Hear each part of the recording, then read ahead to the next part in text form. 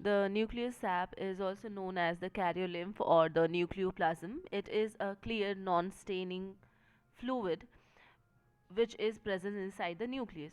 It consists of various nucleotides and raw materials for formation of nucleotides, the enzyme formation substances which are required for the process of transcription and translation, even for the process of replication. Various enzymes, they are formed inside the nucleus itself. It also consists of various important metal ions which act as accelerators for or act as cofactors for initiating the process of various enzymatic reactions in the nucleus or synthesis of various DNA and RNA molecules. It also consists of the histones, the non-histone proteins, and combination of all the proteins like which are required for the production of DNA as well as RNA or even the ribosomes. The content of the nucleus sap is colloidal solution, and it is colloidal because of the presence of all the types of RNAs and ribosomal units. If we think about the function of the nucleoplasm or the karyolymph, it is to it is a site for the presence or synthesis of DNA, RNA, and the ribosomal subunit. It also supports the chromatin material and nucleoli, and it provides turgidity to the nucleus. The toughness which the nucleus has, it is because of the presence of the nuclear sap. Next structure which we discuss will be the nuclear matrix, and it is a network of fine crisscrossing protein fibrils which are joined together with the nuclear envelope at their ends, and it forms a kind of nuclear skeleton, the nuclear matrix, and it remains intact after the chromatin and DNA have been removed. In spite of the removal of the chromatin material, still it is intact with the nucleus or nuclear envelope. The nuclear matrix has various functions, and some of them is to maintain the shape of the nucleus, as because it is skeleton structure of the nucleus, and the chromatin fibers, they are anchored or they are attached with the nuclear matrix only. The machinery which are required for the process of replication or transcription, they all are dispersed within the matrix of the nucleus. Next structure is the chromatin. You all have an idea that what how does a chromosome is formed, or how can we form a chromosome. If we will start with the DNA double helix, this part.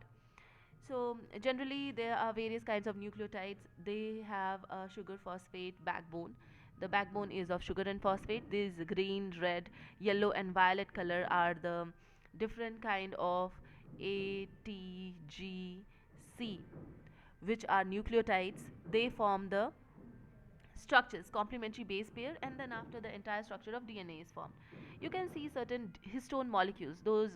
These histone molecules are globular units which are proteinaceous in nature, and they are generally of four types. H1, not four types, five types. They are H1, H2A, H2B, H3, and H4. These five subunits, they combine together, out of which H1 you have to avoid, and the rest four, think of them, these four being double in number. So H2A is double in number, H2B is double in number. Similar is the condition of H3, H4, and they are combining together. If you see this structure, four of them are combining, they are forming layers. So think of them forming layers. This is H2A, H2A, H2B, H2B, H3, H3, H4, H4.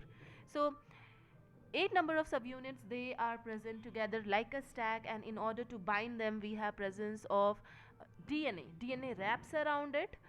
The red color structure is the DNA, and H1 is a histone which acts like a clamp and attaches all these 8 subunits together to form a structure. This structure is known as a octamer of histone, and it is generally said to be A nucleosome. Several nucleosomes, they are wrapped again around the DNA to form the coils. These coils, they further supercoil themselves, and finally a solenoid structure or a proper chromosome structure, which is X shaped, is formed. This is known as a chromosome. If we think about only one structure of chromosome or the elaboration of a structure of chromosome, it has two arms, P arm and the Q arm. The upper arms are known as P arms, the lower arms are known as Q arms, and in between, the attachment of these two X are there at the center with the help of a centromere. Centromere is a kind of circular rubber band which attaches both the chromosomes together. If you see this structure, you can very well understand that the nuclear pore is purple color structure which has certain pores, and inside it is presence of this all chromatin fiber which is suspended in the matrix of the nucleus. It forms a solenoid chromatin fiber, and these solenoid chromatin fiber, they are formed with the help of nucleosomes. Nucleosomes are formed of histone octamers, and histone octamers, they have also certain regions. Those regions are known as euchromatin and heterochromatin regions. We will be studying in details about them, but let's just think about some part right now. That is, the condensed chromosome is made over here with the help of a centromere and both the arms being shown.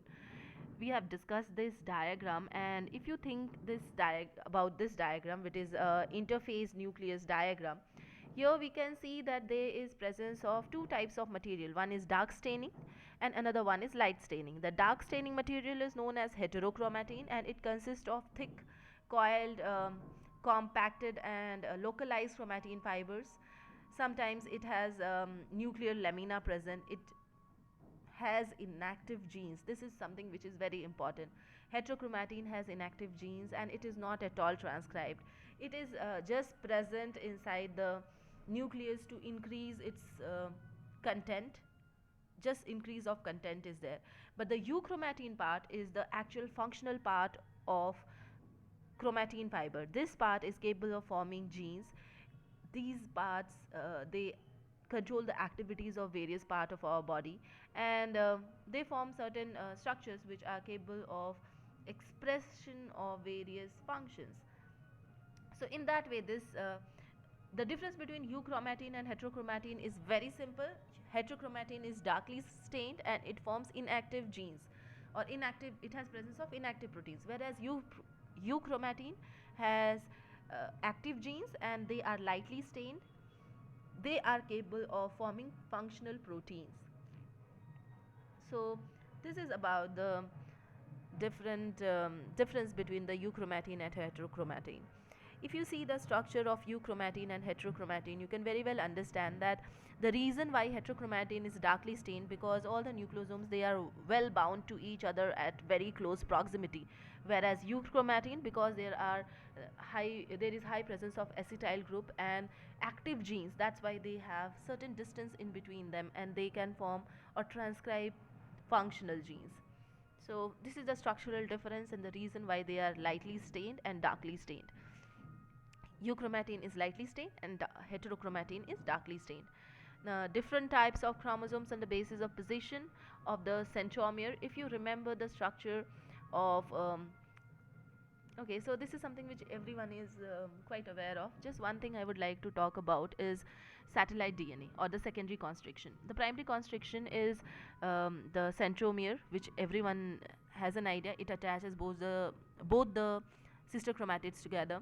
The secondary constriction is present in some of the chromosomes and it is known as a satellite chromosome. It acts as a marker, because when the evolution is taking place, only these markers, they can show us or they can guide us that there is some evolution occurring or not. For example, these secondary constrictions are always constant and in their position throughout the generation. Suddenly if they arise in some organism, then it will be again present in the incoming generations throughout. So that's why they can be considered as satellite chromosomes or marker chromosomes.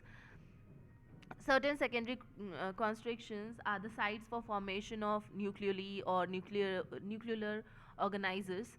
These are the areas where the chromatin fiber is formed, or yes, chromatin fiber is formed, or heterogeneous information is present. So in that way the satellite chromosome is quite important. Now on the basis of position of centromere, if the centromere is present at the center, then it is a metacentric chromosome.